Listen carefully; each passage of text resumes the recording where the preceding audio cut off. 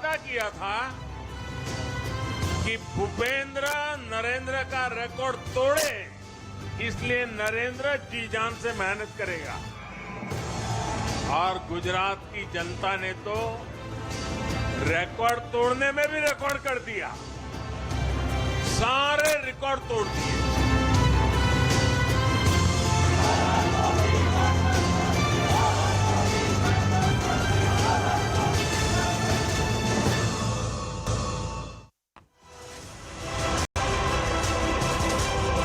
प्रचंड बहुमत, अप्रत्याशित जीत. That's what was expected and planned for in Gujarat. The BJP has got it. They wanted to change the Rivaj. They couldn't. The Congress wrests control in Himachal Pradesh. The story of two states, 250 assembly constituencies or assembly seats, 182 in Gujarat, of which 156 have gone to the BJP.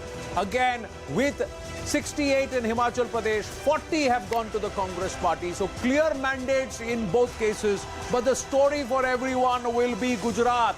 The Gujarat model works. The Gujarati still believes in the son of the soil, the son of Gujarat, who is also the Vada Pradhan or the Prime Minister, that is Narendra Modi. That story, ladies and gentlemen, has flummoxed everybody. It's changed, and it is perhaps further going to change the political lexicon, because this is now pro-incumbency vote. And how do you win a pro-incumbency vote 2.5 decades later of being in power? Zaka Jacob, Maria Shakil with me, and let's just take it with you. How do you do it? This is how you do it. You continue to remain in power. 27-32 rahenge. It is a bit like Virat Kohli going out of form and then coming back and scoring 100. Yeah. That is what the BJP has done this time around. As Anand, as we wait to forklift him, let's just quickly, for me the story, and I keep going back to this, 2017 was a wake-up call for the BJP. They have learnt every lesson from 2017. Where did they lose out in 2017? Most notably, most volubly in Saurashtra and in the Patidar-dominated seats. You can see how they have come back. Just take a look at that. In Saurashtra, the Congress only one seat. 34 out of the 39 seats in Saurashtra, the Patidar-dominated seats, the BJP has come back. And look at this. This is a gain of 12. The AAP has also had a gain of 3. Congress down 15 from 2017. Just compare this map for 1 second to what happened in 2017. Look at that sea of blue.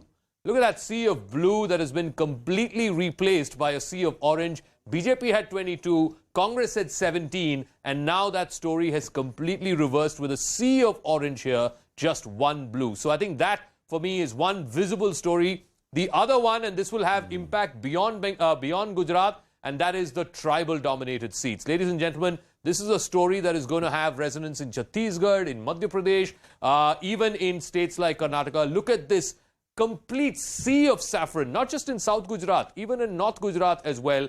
The BJP winning 26 out of 30 tribal-dominated seats, a gain of 14 seats. Never underestimate the power of symbolism. When you have the first ever woman tribal president, the tribals of Gujarat are enthused to vote in a way that they have never done in 6 decades of the existence of It that also state. indicates what it means for the tribals that they are getting representation at the highest seat in terms of constitutional authority. Let's just quickly bring down the robotic arm of Alexa and then quickly go up again and look at how the Gujarat Assembly will look like given the current scenario. There you go, come down slowly. अरे जिस इतनी आराम से जैसे नीचे आ रहे हो भाई, जब मुझे ऊपर ले जाते हो तो why can't you go in the same manner?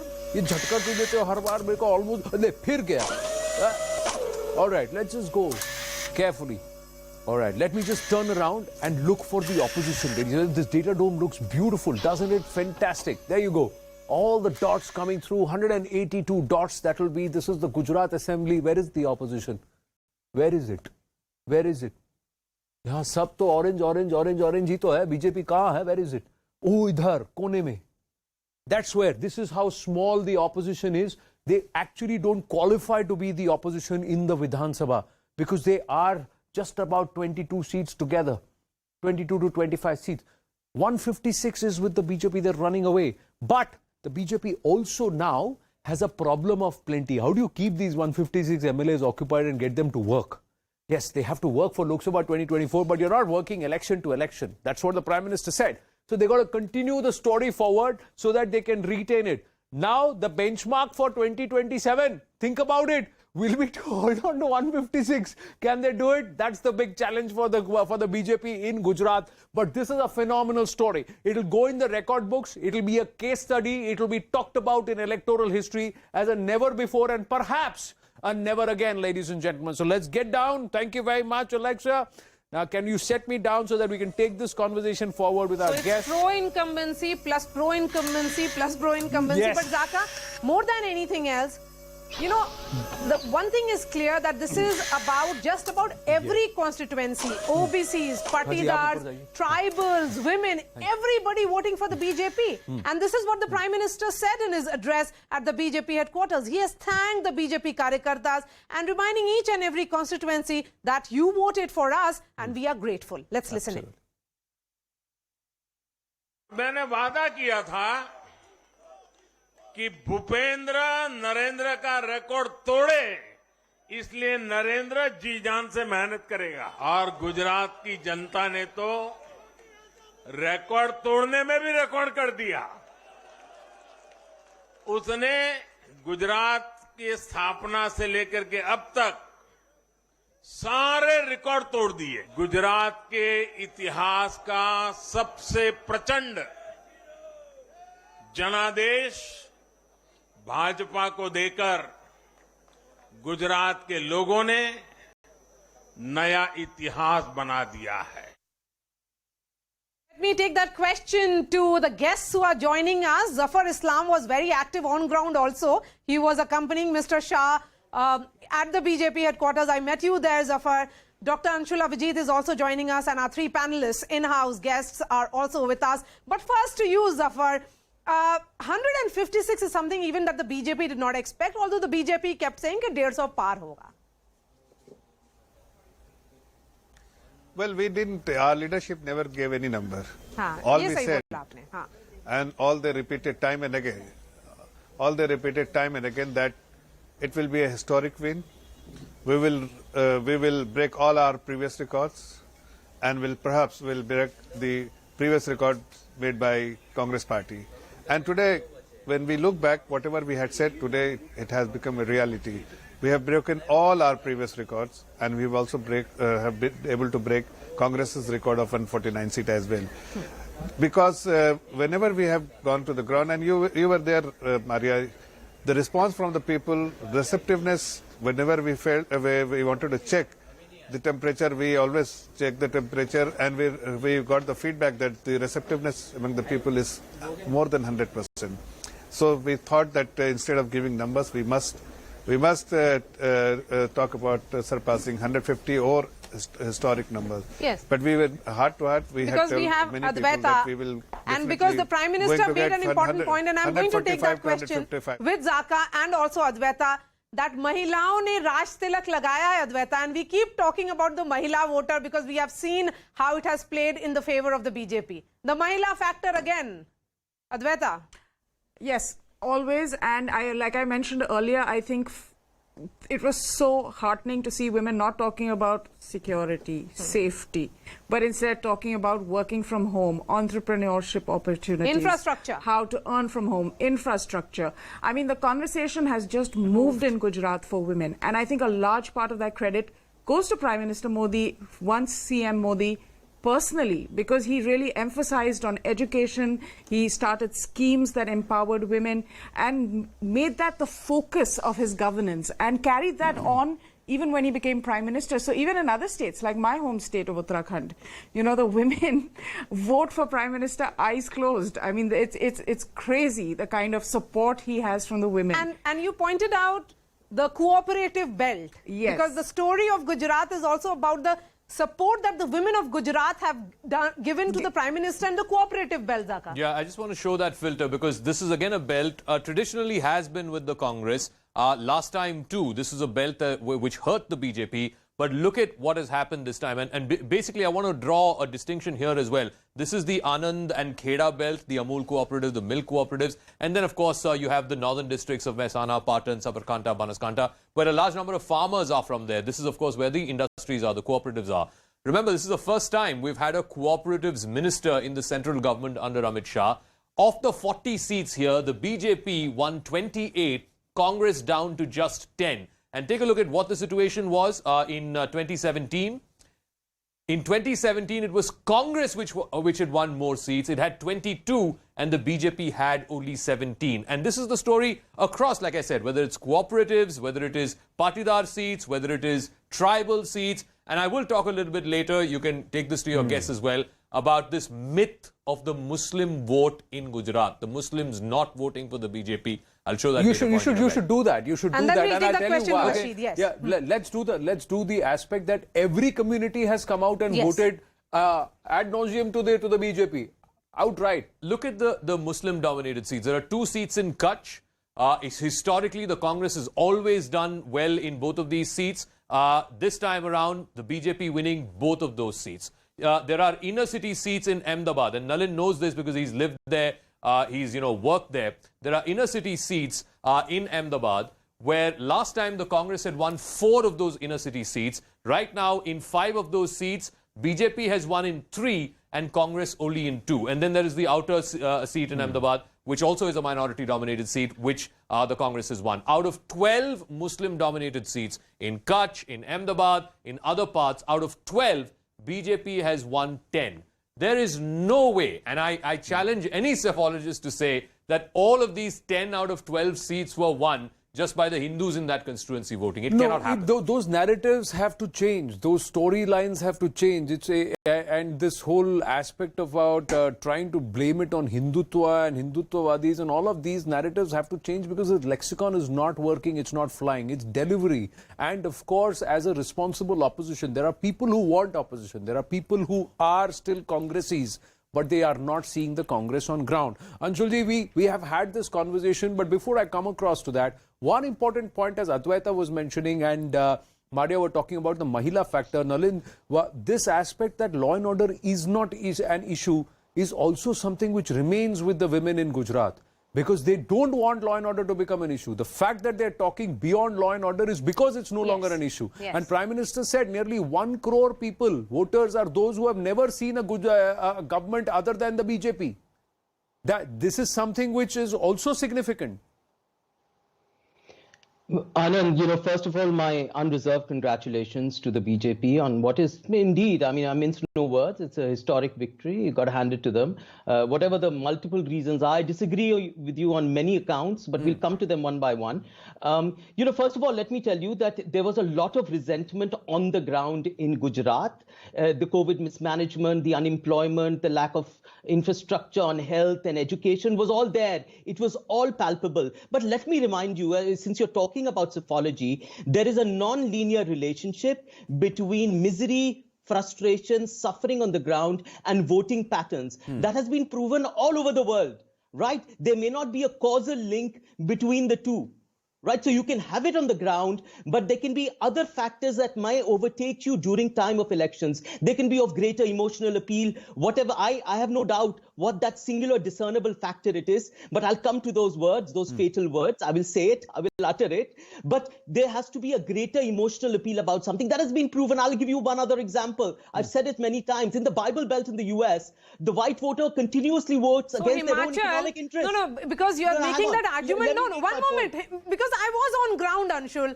हम भी वहां पर थे और हम भी घूमे हैं और हमने भी सुना है कि जो उनके इश्यूज थे, कहां पर था?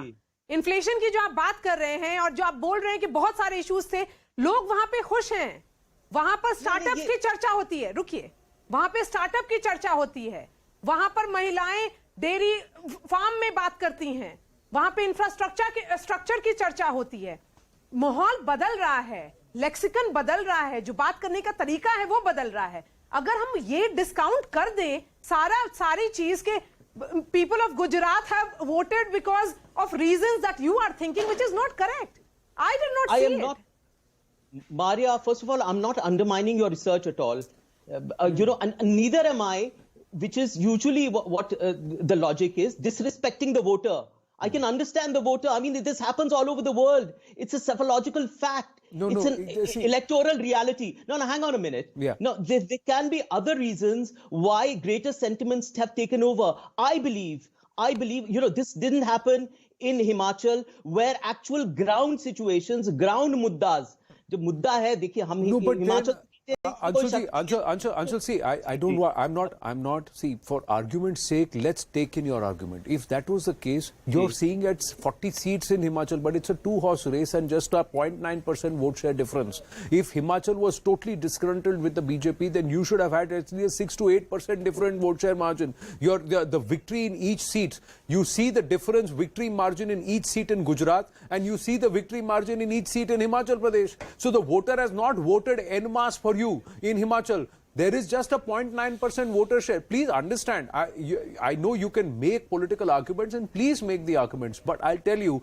you have to accept 77 से 17 इतनी जल्दी फिसल गए, 77 से 92 उससे जल्दी पहुंचना चाहिए था आपको. That's a reality, sir. Even if it hurts, it's a reality. And और हिमाचल में 4 लोकसभा सीट है, गुजरात में 26 हैं सर. 77 से अगर आप 92 पहुंच जाते तो उन 26 सीटों में आप सेंग लगा सकते थे. Last time all 26 went to the BJP, 25 went to the BJP. So these are important aspects that you have to control electorally. Where was your push?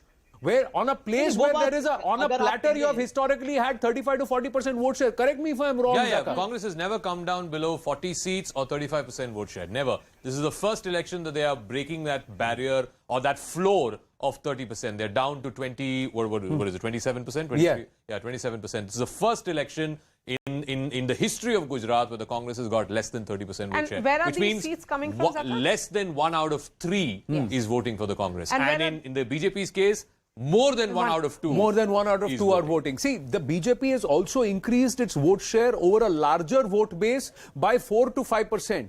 So there are multiple factors which you have to consider in a state like Gujarat, especially when the Prime Minister is pushing the Gujarat model for the last 8 years. He has replicated the Gujarat model at various levels on his development story and also the Sangathan story. How is it that the Congress escaped all of this, Rashid Kidwai, and they didn't say that let's focus our 100% energies only on one state? Himachal हार गए, कुछ और हार गए, लेकिन अगर गुजरात में हमने सेंग लगाई तो राजस्थान पे भी फर्क पड़ेगा, मध्य प्रदेश पे भी फर्क पड़ेगा, छत्तीसगढ़ पे भी पड़ेगा, 24 पे भी पड़ेगा. Look how the political narrative was stitched last time when the BJP got less than 100. Look what the political narrative will be right now with the BJP getting 156. Anand, this is not to take away anything from the BJP's spectacular performance in Gujarat, but if there were Labharti, if there were women voters who were blindly आँख बंद करके vote दे रहे थे, the same voters were there in Delhi also, same women voters were there in Himachal also. Delhi में भी BJP का vote share 1% बढ़ा है, आपका 14% गिरा है. I think we are in a parliamentary democracy where numbers matter. अभी आपने बोला वोट पड़ने चाहिए था, वोट तो 0.9% है हिमाचल में. Anybody who wins, it's the number of seats. It's not about vote share. It's not about the volume of it. Sir, what I'm you saying just is, now if said, there are, अगर लाभार्थी है तो vote देना चाहिए था, vote तो दिया है. No, vote to diya hai, but what I'm saying is that cannot be, if women voters were voting blindly for Mr. Narendra Modi's welfare scheme, then that would have reflected in a BJP ruled state of Himachal. Or in Delhi, you are okay to compare an MCD election in Delhi with a state election in Gujarat. You are okay to compare an MCD election in Delhi with a state election in Himachal, Rashidji, to make that argument. No, all elections are different.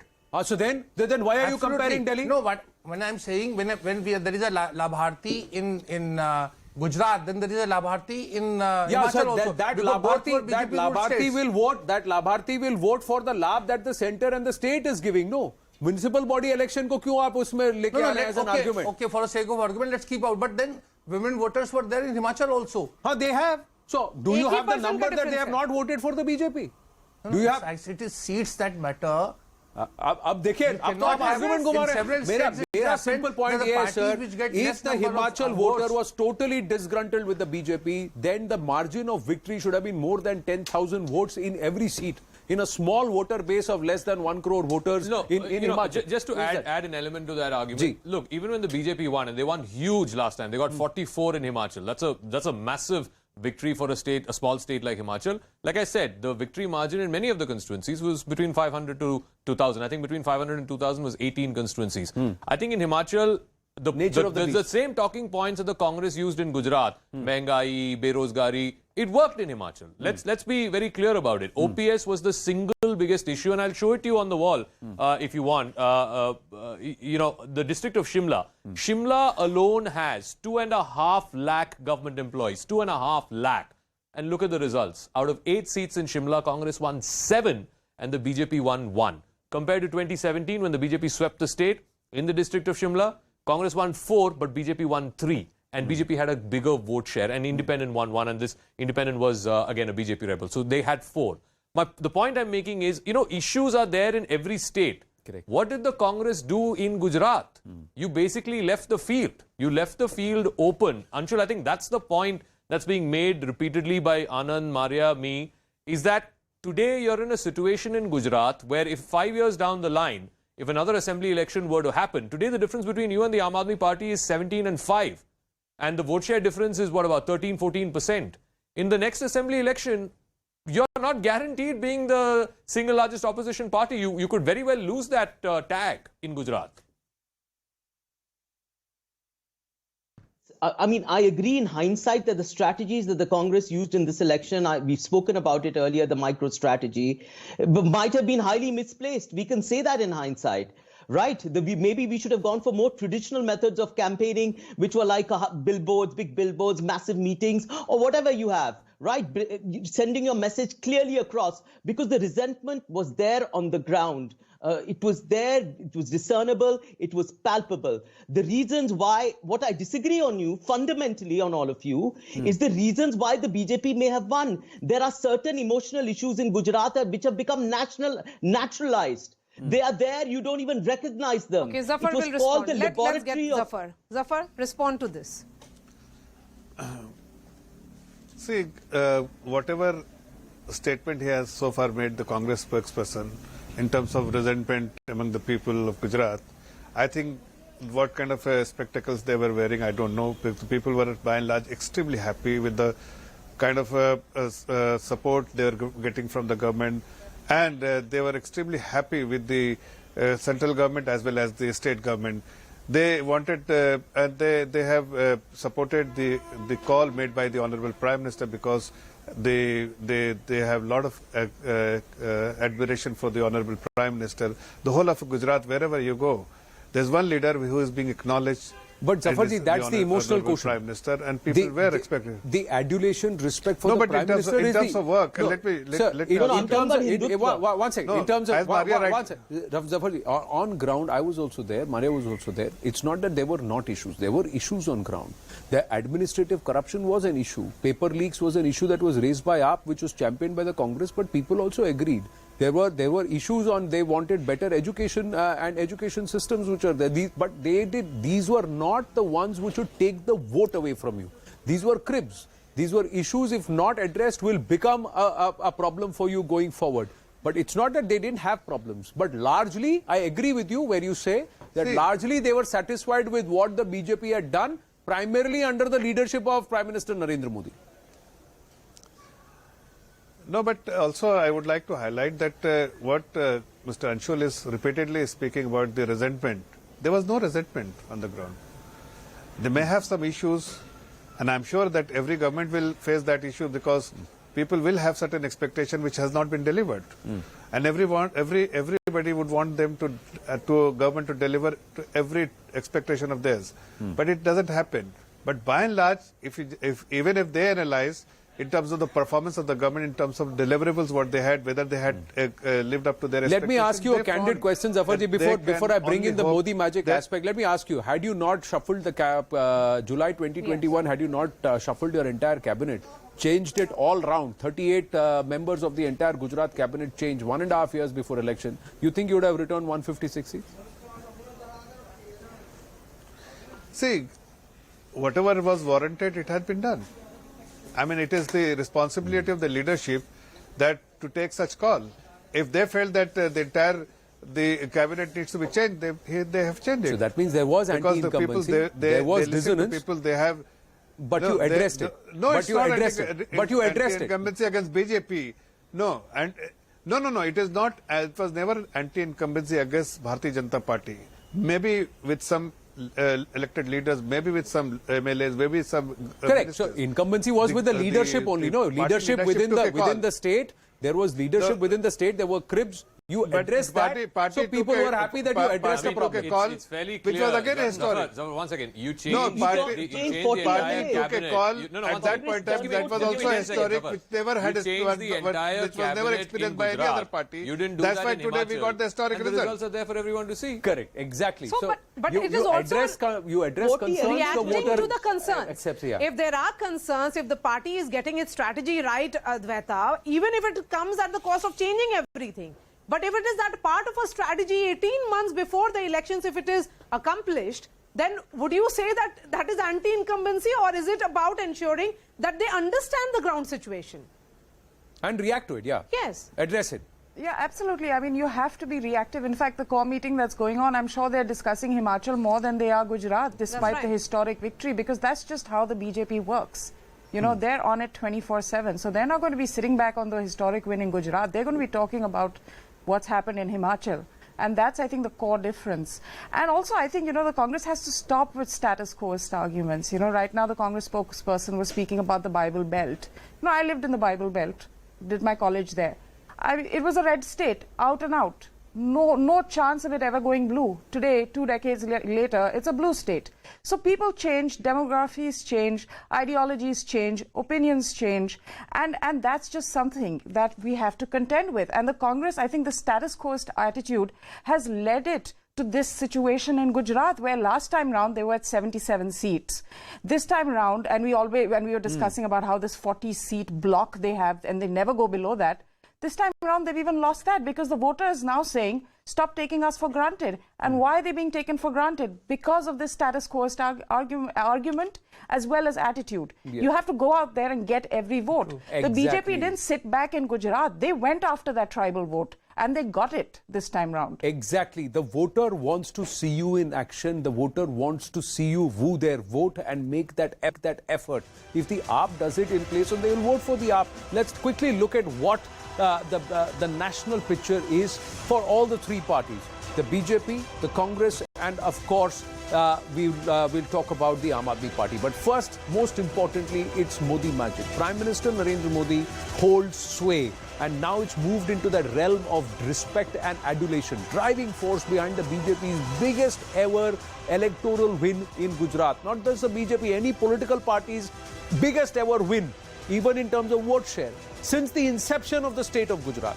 Instrumental in the Patidars, the OBCs returning to the BJP fold, the tribals coming into the BJP fold, revving up this entire poll machinery to counter 27 years of anti-incumbency, making sweeping changes even before voter dissonance would set in, reading the pulse on ground.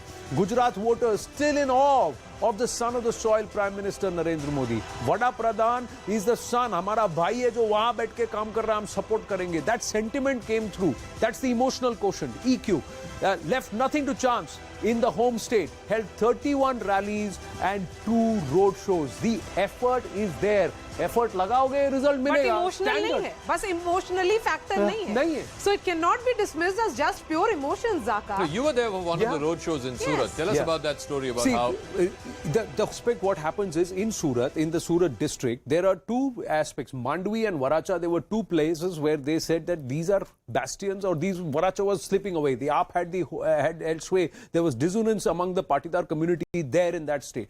On the 27th, when the Prime Minister conducted that roadshow was decided in just about 12 to 18 hours before the Prime Minister landing. 7 spots were decided in a 28-kilometer stretch where they were going to come and stand there. What happened is, it translated into a 3.5-hour roadshow. On ground, the team just said autos to say, Vada Pradhan yahan se guzarne wale. That's all they said. And the sea of people there came. And PM Modi just stopped everywhere. 1.5 hours ka thing, 3.5 hours. And the next day, the talk in Surat is, Varacha is ours. You know what happened in Varacha? Alpesh Kataria, again, one of the prominent faces of the Aam Aadmi Party, Alpesh Kataria, Patidar.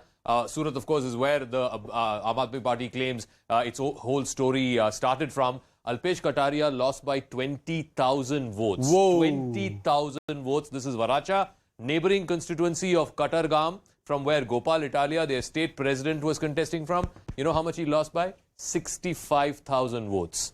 65,000 votes. And Surat, all 9 seats, including the 2 that you were talking about, which they've never won, all 9 seats going to the BJP. So this is I think efforts. that's what made the difference. Efforts, emotional quotient, yes, but effort. How do you discount and that? next day morning, मैं बता रहा हूँ 3.5 घंटे का rally, उसके बाद at the road show, then at the rally, 4 hours people were waiting. And there were women who were standing there, and the videos will show. They just wanted a photo and they just wanted to see Modi. That's the level to which his adulation was. And the next day in the morning, Zaka, he left late. The roads were blocked. We were on the streets. We were on the roads. He left only about 11:30 in the morning. Because between 8 and 11 in the morning, the word is, and this is unofficial sources saying, that he was picking up the phone and he was speaking to important, influential people in this entire region to make sure that there is no dissonance and to give them assurance that their concerns will be addressed. And he was at the party headquarters every day that he was in Ahmedabad. That's effort. That is effort. You cannot just dismiss this as emotional election. Yes, it was emotions, but the fact that the Prime Minister himself did not take a single voter for granted. Nalin Mehta, how do you look at this new BJP? Nothing is left to chance. So I think this is certainly one of the key ingredients of this new BJP post 2014, that they're fighting every election like it's their last election. That's right. I mean, for example, in UP, a lot of people forget that in UP the renaissance started by the BJP deciding to contest Panchayati Raj elections, which they had not fought for 10 years before that in 2014. Now in Gujarat, even in Himachal, by the way, a lot of criticism was made of the Prime Minister for calling a rebel candidate. And people said, look, he's a Prime Minister, why is he doing that? But that shows the effort he's making as a Karyakarta and the effort they're putting in on the ground. Now, sometimes it works, sometimes it doesn't work. And in Himachal, the difference is 0.9%. But the fact of the matter is, all of this, you've had 30 plus rallies, you had the roadshow, Anand, you were talking about it, you, Maria, Zaka, you've all covered that. But all of this is built on a very deep brick by brick layer of organization, which is what has carried the BJP here by increasing their vote share by about 4% in Gujarat, and in Himachal they are neck to neck. While they have lost convincingly in the seat share, on vote share they're neck to neck, which is different from the pattern. Yes, it is different from the pattern. The other thing, Amit Shah, 102 fever. Yeah. Okay, he didn't cancel his roadshow. Yes. He was out there campaigning. So all these people, it's not, this is the attitude which says, party se main hu, mujhse party nahi hai. It's और सरकार भी party की वजह से. हाँ, सरकार भी party की वजह से. So and when it comes from the top leadership, imagine how much it will energize the foot shoulder there. And the other thing, the Congress has allowed the Aam Aadmi Party an open road. Absolutely. Aao loot ke le jao. That is how you left the door open saying, come in. You know, look at what has happened in Saurashtra. We've just plotted this on the magic wall. Just in Saurashtra alone, remember there are about 58 seats. So in about 18 of those 58 seats, that's about a third, you have BJP winning 14 of those and AAP winning 4. What is fascinating about these 18 seats is Aam Aadmi Party is either leading in those constituencies or won those constituencies, is won 4, and it was number 2 in the remaining 14. These 18 seats should have gone to the Congress Party. It went to the Congress Party in 2017. You could put it on patidar agitation, farmer distress, whatever it is. But fact is that the winning margin in these 14 seats where BJP won was less than the votes that the Aam Aadmi Party polled. And where did it poll from? It didn't poll from the BJP's votes. It polled from the Congress's votes. And who left the field open for the Aam Aadmi Party in Saurashtra? It's the Congress. Because the Congress in this same belt, it had these 18 seats in 2017. You add that 18 to the current 17 that they have, that itself is 35 seats. Yes. It would have been respectable. Anshul, the point that we have been trying to make, आपने दरवाजा खोल करके invite किया है, तो फिर क्यों complain कर रहे हैं? नहीं, हम कंप्लेन नहीं कर रहे. You know, in hindsight, I agree with what you're saying. I think that this serious period of Atma Manthan is needed before we can go forward, because 2024 is coming. There is absolutely no doubt about it. I'm not elated by these results. No. I'm certainly not. These are exceedingly disappointing results for the Congress party. What I'm deferring on is the nature of the verdict of the BJP, their emphatic victory, their historic victory. What is this emotional appeal? Is Hindutva. I'm not going to paraphrase it. It is Hindutva. So it's okay. What is wrong with Hindutva? Hindutva is Hinduness. We are in Hindustan. No, don't try and give it a different connotation altogether in terms of the political lexicon, and let's not be apologetic about being Hindus in Hindustan or Hindutva being an element. No, I'm just saying, Anshul Abhijit, the simple point is, let's not decry being Hinduness. Hinduness is being a Hindu or being a Hindustani. So let us appreciate that this political lexicon won't work. Anshul Abhijit, I have very respectfully only one point to make. Sir, on ground, there are people, there are voters who want a strong, robust opposition. And if you were to look at Gujarat and Himachal, sir, what is happening is many are turning out and saying they still believe that the best opposition or the best option or to challenge the BJP is the Congress. They do not want a third alternative. And you should not allow a third alternative to come in and open the door and leave it open to them to go ahead and do something. I've got the vote share difference and the differential between the Congress and the BJP over the last many elections. Like I said, the best performance the Congress had was in 2017. The differential between the Congress and the BJP was not much. It was just 8 percentage points. But look at these two elections, 2019 Lok Sabha, 2014 Lok Sabha. You can say, okay, Mr. Modi was on the ticket. So you have almost a 30% difference here. Again, you have more than 30% here. So that's fair enough. Mr. Modi was on the ticket. He's son of the soil. Gujarati has an emotional connect with Mr. Modi. They want to make him Prime Minister in 2014. They want to repeat that term again in 2019. That's fair enough. But from 49-41 in 2017, if you've come down to 53-27, essentially the BJP's vote share is double that of the Congress. So which means if there are 3 voters in Gujarat, 2 of them are voting for the BJP, only 1 is voting for the Congress. You cannot win an election like that. Forget about winning an election. You cannot even come close. That's why this was a landslide. Because this 27% that Congress has been reduced to from 41, out of this 41, Aam Aadmi Party took away 13. The remaining independents, rebels, smaller candidates, they took away 7. So the remaining 21% vote share, 1 out of 5 voters who voted for the Congress in 2017 has not voted for the Congress this time around because they were disappointed with the Congress. And you have to give credit where it is due, because you've got to take a short break, so I'm reading into that. From 2002 till 2022, one common factor across this thread in Gujarat for the BJP is Prime Minister Narendra Modi. And if there is a Modi factor, then you have to acknowledge that Modi factor. And ladies and gentlemen, it is the Modi magic that is working along with a lot of other work which is there. So this is that X factor that PM Narendra Modi is able to bring. So let's look at the data dome, and the quadcopter has decided to do this without me. Wow, fantastic. So what is it that you're doing without me? Aap kya leke aa rahe ho? Nikhil, let's just have a look at this. No, so the lift-off in the forklift is jerkier than the drop-off of the quadcopter. Yeah, because I'm in it, no? So you are the problem. I'm the problem. Because they decide to have some fun with me. It is BJP's historic win in Gujarat, and the credit goes to this man, Prime Minister Narendra Modi, rising in stature. More importantly, the belief factor, the trust, the bharosa factor in him is only increasing. If 1 in 2 voters, more than 1 in 2 voters have voted for this man in Gujarat, it calls for something. After 27 years in power for the BJP, and since 2002, he has been a factor, and this factor is only growing stronger. And that lays the roadmap for 2024 Lok Sabha. Push or pull factor hota hai. There is this strong pull that is there. And it is about bharosa, yaqeen, jo bhi boliye, it is about this man. The magnet magic of Modi, magnetic aura of Modi, however you want to call it, it is there. You have to accept it. And those who want to break it, they have to fight harder than this man is doing to preserve it and grow it. Short break. Stay with us.